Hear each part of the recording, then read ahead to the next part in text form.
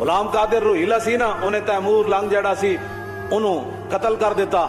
قتل کرن تو بعد اودی اکھاں وچ انہیں خنجر پھیرے. پھر اودیاں بچیاں نو تے اودے رشتہ داراں نو تے اودے جناب بہواں نو سارے نو بلا کے کہن لگا میرے سامنے نچو. نالے او دا پیو مار دیتا, نالے او دے خاندان نو بلایا تے ان بچیاں نو کہیا تسی میرے سامنے نچو. او جڑیاں تیمور لنگ دیاں وڈیاں وڈیاں زنانیاں سن, پھوپھیاں خالہ, انہاں غلام قادر روہیلا نو کہن لگے اے حکومت آنی جانی شے وے, ایڈا ظلم نہ کر کے اسی پردہ دار عورتاں اور شاہی خاندان دیاں بچیاں ساڈے نال تے تو ہن نچن دا جڑا آرڈر ہے نا اے نہ کر. اقبال کہندا روہیلا کس قدر ظالم جفاجو کی نہ پرور تھا, نکالی شاہ تیمور کی آنکھیں نوکے خنجر سے, پھر دیا آل حرم کو رقص کا فرما ستم کرنے, یہ انداز ستم کچھ کم نہ تھا آثار معاشر سے, رکھا خنجر کو آگے اور پھر کچھ سوچ کر لیٹا, تقاضا کر رہی تھی نیند گویا چشم اخمر سے, پھر اٹھا اور تیموری حرم سے یوں کہنے لگا کہ شکایت چاہیے تم کو نہ کچھ اپنے مقدر سے, میرا مسند پہ سو جانا بناوٹ تھی تکلف تھا کہ غفلت دور ہے شان صف آرایان لشکر سے, یہ مقصد تھا میرا کہ کوئی تیمور کی بیٹی مجھے غافل سمجھ کر مار ڈالے میرے خنجر سے, لیکن یہ راز آخر کھل گیا سارے زمانے پر کہ حمیت نام تھا جس کا وہ گئی تیمور کے گھر سے. میں حمیت دی گل کر رہا ہوں. حمیت, ہماری قوم بڑی جذباتی ہے. کیوں جی؟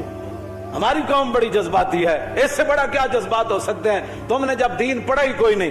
اقبال کہندا تا کجا بے غیرت دین زیستن, اقبال کہندا ہے تا کجا بے غیرت دین زیستن, اے مسلمان مردن است این زیستن. اقبال کہندا اوے مسلماناں کدوں تک تو غیرت دینی تو بغیر زندہ رہے, تا کجا بے غیرت دین زیستن. اقبال کہندا دینی غیرت تو بغیر کدوں تک تو زندہ رہے گا, اے مسلمان مردن است این زیستن. اقبال کہندا اوے زندگی کوئی نہیں, اے تے مردہ پن نے جڑا تو زندہ رہ رہے.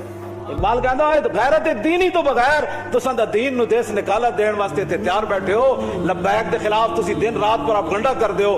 ٹی ویاں والے نو تساں آرڈر کیتے ہوئے انہاں دی کوئی خبر نہیں دکھانی, انہاں دا کوئی بڑے تو بڑا مجمع ہوئے تے نہیں دکھانا. جدوں تسی دین دی غیرت تسی قوم دے اندروں بھی کٹ دیتی, اب روڈوں پر کھڑا ہوں. یہ تو دنیا کا انوکھا احتجاج ہے نا جی. کیوں جی؟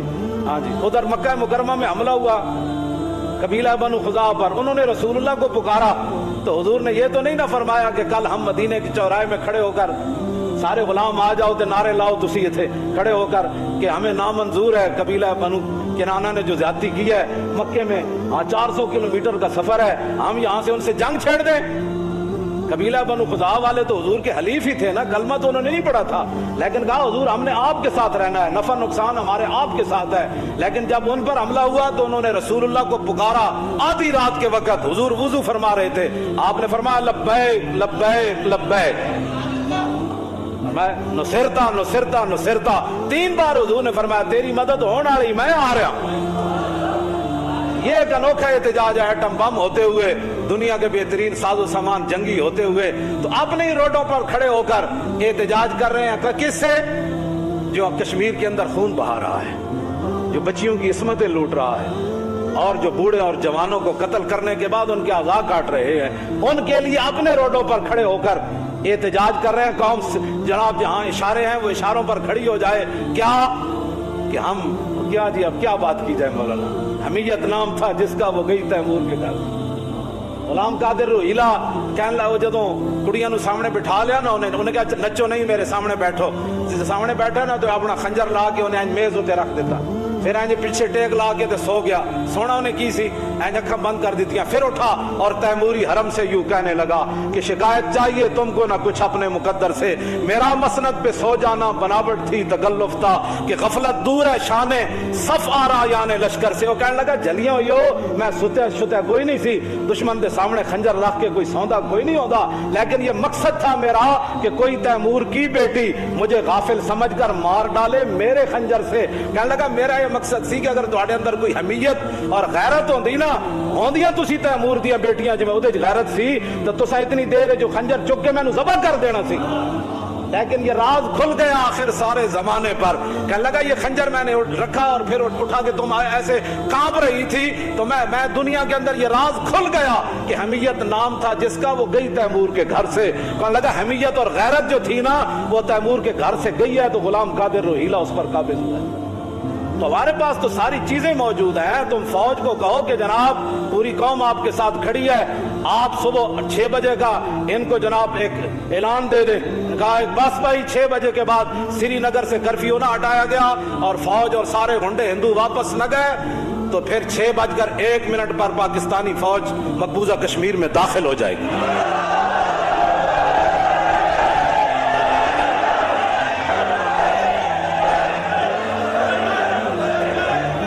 اقبال کہتا اس میں کیا شک ہے کہ محکم ہے یہ ابلیسی نظام.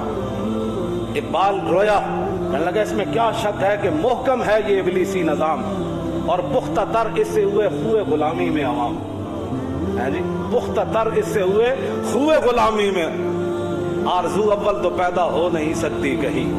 اقبال رویا, کہنے لگا جس نظام کے تحت مسلمان چل رہے ہیں نا, آرزو اول تو پیدا ہو نہیں سکتی کہیں, وہ کہیں پیدا تو مر جاتی ہے یا رہتی ہے خام. اقبال کہنا آرزو پیدا ہی نہیں ہوتی جہاد دی, جی پیدا ہوئے کیوں جی اپنا انہیں اعلان کر دیتا ہم جناب وہ یہ تو احتجاج کرنا یہ تو عوام کا حق ہے جن کے پاس طاقت نہیں ہے, جن کے پاس اقتدار نہیں ہے. لیکن رب ہے جس کام سے ہمیں روکتے تھے. یہ لبیک والے کون ہیں؟ یہ آئے روڈ بند کر دیتے ہیں, خاکے باہر بنے ہیں, احتجاج یہاں کرتے ہیں. تو میں نے کہا حملہ کشمیر پر ہوا, احتجاج شرع دستور پر کیسے ہو گیا؟ کیوں جی رب ہے نا, جو حضور کے لیے نہ نکلے کم از کم کشمیر کے لیے تو نکلے. کیوں جی لیکن وہ تو سجدہ ہوا ہی نہیں, سر جھکا دل جھکا ہی نہیں. وہ تو کیا باتیں کرتے ہو, جو باتیں تم ہم آج شارع فیصل بند ہوگا نا, آج تو کوئی ایمبولینس نہیں آئے گی نا, آج تو قوم کا کوئی نقصان نہیں ہوگا نا. آج سارا کچھ یہ نقصان تو صرف اس وقت ہوتا ہے جب کوئی حضور کی عزت کے لیے نکلتا ہے, اس وقت وہ دہشت گرد بھی بن جاتا ہے, اس کے لیے وہ جناب اس وقت ملک کے معیشت کا بھی نقصان ہو جاتا ہے. کیوں جی ایمبولینسیں بھی بند ہو جاتی ہیں, لوگ گھروں میں قید ہو جاتے ہیں, فلاں ہو جاتا ہے. خدا وہ جو کام تم حضور کے لیے نہ کر سکے یہ تو اپنی قسمت کی بات ہے. یہی تو امتحان ہے تنویر کہ کس نے کس کو خوش کرنا ہے. جی ہاں جی اب تو موقع تھا مقبوضہ کشمیر میں داخل ہونے کا. پوری پچھلی ساریاں جناب قرض اتارن کا موقع سی, سارے قرض اتارن کا موقع سی. فتح مکہ والے دن جب رسول اللہ تشریف لائے نا تو صحابہ کو وہ باتیں بھولی تو نہیں تھی نا. کیوں جی وہ بھولی تو نہیں تھی. تو حضرت سعد بن عبادہ سب تو بڑا لشکر انہاں دے نال تے جھنڈا انہاں دے ہاتھ وچ, انہاں جدوں ویکھیا نا کہ حضور تے اوجریاں سٹن والے بھی اج کھڑے, بلال نو مارن والے بھی کھڑے, امیر حمزہ دے جگر تے کلیجہ کڈن والے بھی کھڑے, حضرت سمیہ دے ٹکڑے کرن والے بھی کھڑے, صدیق اکبر دے منہ تے جوتیاں مارن والے بھی کھڑے, حضرت حباب دے جسم وچ سوراخ کرن والے بھی کھڑے. تے حضرت سعد بن عبادہ کو برداشت نہ ہویا, حالانکہ حضور نے فرمایا کہنا کچھ نہیں, لیکن سعد بن عبادہ یہ ہماری قوم بڑی جذباتی ہے. ہاں جی صحابی رسول جدوں ویکھے نا سارے کھڑے تو آپ نے فرمایا الیوم یوم الملحمہ الیوم تستحل الکعبہ, فرمایا آج لڑائی کا دن ہے, آج کعبے بھی بندے بڑھ کے رکھ دیں گے. ذرا